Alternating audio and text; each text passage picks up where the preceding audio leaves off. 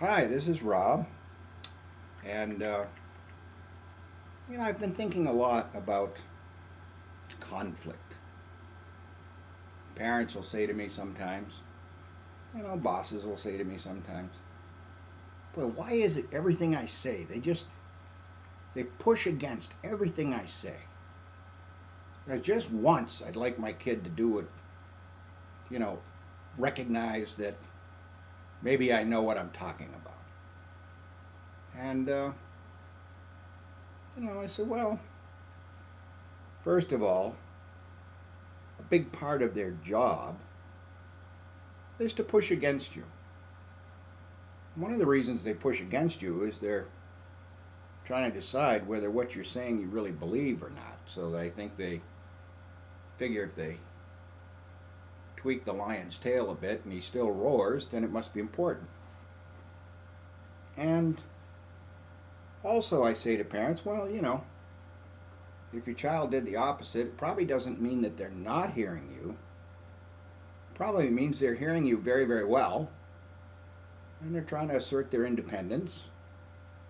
And the minute you lay down some sort of edict, some sort of dictate, they go, I can push on that, then they'll pay attention.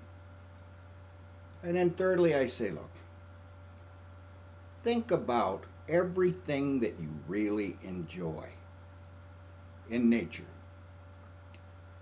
Let's start with diamonds. I think it was Mae West who said she never hated a man bad enough to give back the diamonds. So those are important. Maybe a mountain view, a gorgeous lake. Think about the things that we like to see. And you realize even an apple from a tree, you begin to realize that all of this beauty was created how? By the universe all getting along? By the natural forces of things all doing the same thing? No, quite the opposite. Opposite is the key here. The opposition of forces, one force against another, grinding away, pushing a diamond. You think of anything that's subjected to more pressure? Weeds, oil, coal, diamond.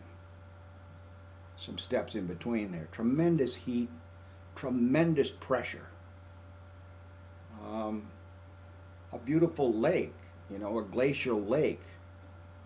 Well, that was no picnic when 7 feet of ice scraped across there and created the lake that we enjoy today. The pressure that we get from our children, the pushback we get from anything, really consider or give it the possibility that that's something to be welcomed. I remember when I was the boss, head of a company and in a position to come up with ideas. I used to say that outside my office there was always a long hallway, and I'd have donuts and a couch and water to drink because I wanted people to be comfortable when they were lined up to tell me that my ideas were nuts. If I ever had an idea and I looked outside the door and nobody was there, then I knew it was probably a lousy idea. Welcome the pressure. Welcome the opposition. Take it on. And realize there's nothing of beauty and magnitude that we appreciate that didn't happen without this force of opposition. That it is through the conflict and the opposition of forces that great things can take place.